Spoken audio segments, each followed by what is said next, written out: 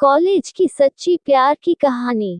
एक मधु नाम की लड़की थी, 14 मार्च 19 साल की को, और उसके BA ग्रेजुएशन पहली सेमेस्टर में एडमिशन लिया था। मधु एक बहुत ही ज्यादा सुंदर और सुशील लड़की थी। मधु बिना फालतू में किसी से कोई भी बातचीत नहीं किया करती थी, लेकिन बहुत सारे लड़के उसकी शराफत बहुत ज्यादा फायदा उठाते थे और उसे कॉलेज में बहुत ज्यादा परेशान किया करता था। एक दिन की बात है, मधु कॉलेज के गेट से कॉलेज अंदर जा ही रहे थे कि रास्ते में उसकी सीनियर लोग मिल जाते हैं। जिसके सीनियर लोग मिलते हैं, नोटों को तुरंत ही अपने पास बुला लेती है, क्योंकि मूवी देखने में काफी ज्यादा चंचल और सुशील लगती थी देखने में। जैसे ही मधु अपने सीनियर के पास जाती है तो उसे मधु अपने सीनियर से कहती है कि क्या बात है, बताए।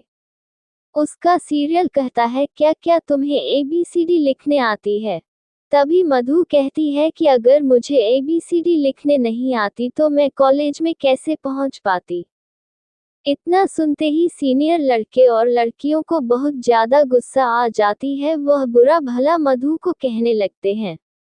तभी मधु के क्लास का और उसी की समस्या का है एक लड़का मधु पर नजर पड़ती है, जिसे वह लड़का देखता है कि जिसका नाम रमेश था। रमेश ने देखा कि उसकी क्लासमेट मधु को सीनियर लोग मिलकर उसे छेड़छाड़ तथा उसकी रैगिंग कर रहे हैं।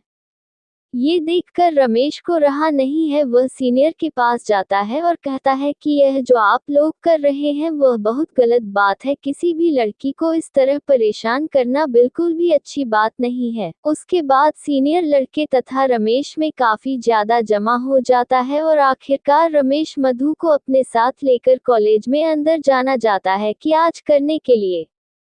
जैसे ही मौजूदा था, रमेश क्लास करके बाहर निकलते हैं।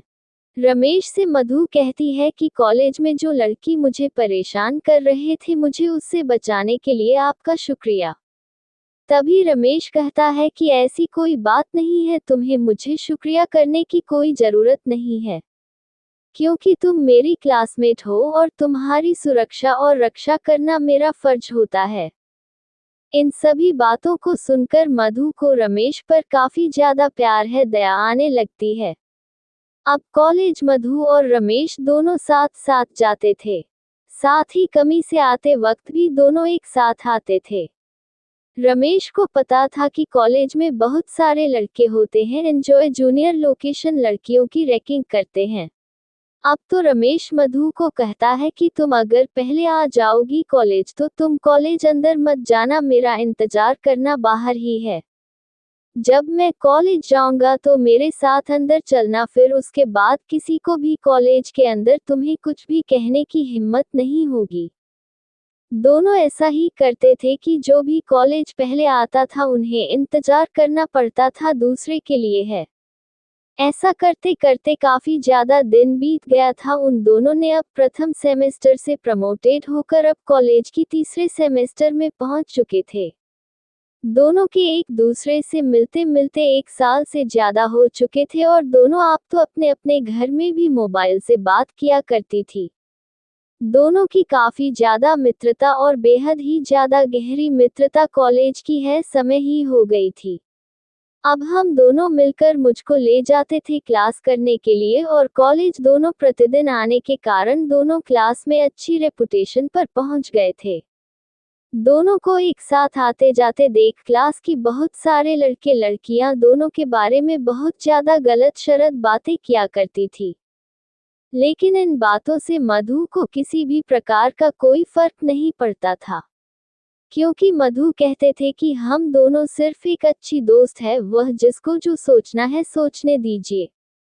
हम लोग कॉलेज में साथ आते हैं, साथ जाते हैं और साथ रहते हैं, हमेशा ऐसे ही रहेंगे। दुनिया वाले कुछ भी सोचे, मुझे कोई फर्क नहीं पड़ता है। जैसे ही 3 साल पुरानी वाली थी, आप सभी लोग अंतिम सेमेस्टर की पढ़ाई कर रहे थे।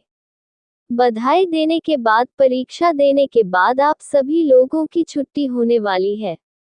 लेकिन मधु को इस बात की चिंता होने लगे थे कि बिना रमेश की दोस्ती के कारण वह एक कदम चलना तो दूर की बात है, कॉलेज आना जाना भी नहीं चाहते थे। आशीष मिश्रा का आखिरी एग्जाम हो रहा था, तभी मधु रमेश से कहती है कि मुझे तुम्हारी बिना रहने की आदत नहीं है। हम कहाँ से, कॉलेज तो बंद हो ही जाएगा, अब तो कोई क्लास करने भी कॉलेज नहीं आएगा। मुझे आपकी आदत लग गई है, मैं तुम्हारे बिना नहीं रह सकती हूँ। उसके पास रमेश करता है कि मेरा भी हाल बिल्कुल ऐसा ही है, क्योंकि हम लोग पिछले 3 सालों से एक साथ रहते हैं, एक साथ आते हैं, एक साथ जाते हैं और क्लास में एक साथ पढ़ाई करते हैं। साथ ही साथ हम लोग कॉलेज के बाहर सता घर में भी एक दूसरे से फोन पर बात करते हैं। ऐसे में कॉलेज खत्म होने के बाद आप दोनों को एक दूसरे से मिलने की तरह आने जाने का ख्वाब तो टूट ही गया था। इस बात की चिंता से दोनों बहुत ज्यादा परेशान थे। वह सोच रहे थे कि हमें किस प्रकार से एक दूसरे के साथ फिर रहने और घूमने के लिए आएंगे। लिखित परीक्षा अंतिम चल रहे थे। परीक्षा देते देते शाम हो चुके थे। मधु और राकेश में शाम के समय जाते वक्त कोई ज्यादा खास बातचीत नहीं हो पाई थी, क्योंकि है मधु कॉलेज लेने के लिए उसके पापा आ गए हुए थे और जैसे ही वह गोरे से पैसा लेकर निकले, अपने पापा के साथ मोटरसाइकिल पर बैठकर अपना घर चले गए थे। घर जाते ही मधु को काफी ज्यादा अफसोस आया कि वह अपने पुराने सबसे अच्छे मित्र से कुछ बात भी नहीं कर पाई है। फिर मधु अपने घर वालों को इधर उधर जाने का इंतजार करती है। जैसे ही घर वाली रह जाते हैं, मधुर अपने कमरे में जाती है और राकेश को फोन करती है।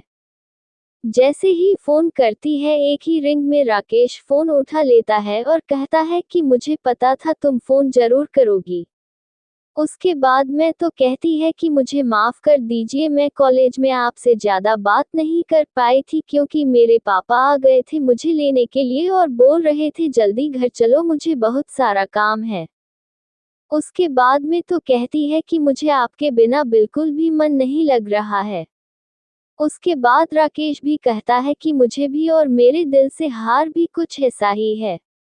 तभी मधु कहती है कि लगता है हम दोनों को प्यार हो गया है और अब हम लोग एक दूसरे के बिना नहीं रह सकते हैं।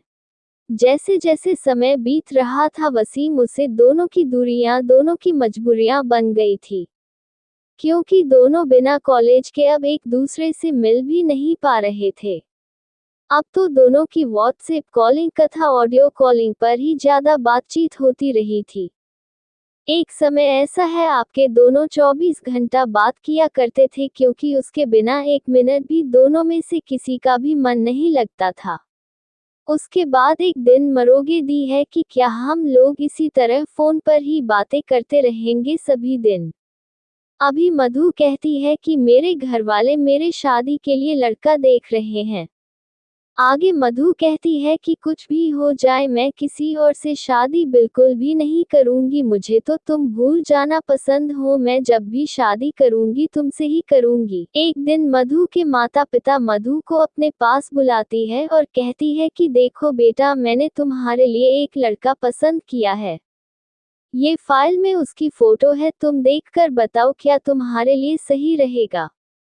ये सुनते ही मधु को काफी ज्यादा गुस्सा आ जाता है। वह कहती है कि मेरे लिए लड़का है या किसी प्रकार का हुआ ढूंढने का कोई जरूरत नहीं है, क्योंकि मैं जब भी शादी करूंगी अपनी पसंद के लड़के से शादी करूंगी, और अपने पसंद के लड़के को मैं बहुत पहले ही पसंद कर चुकी है।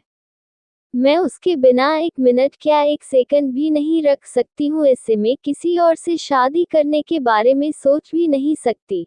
फिर मुझे भी माता पिता मरो से रमेश की पूरी जानकारी लेते हैं और फिर उसका घर खानदान दाता रमेश को देखने के लिए उसके घर जाते हैं।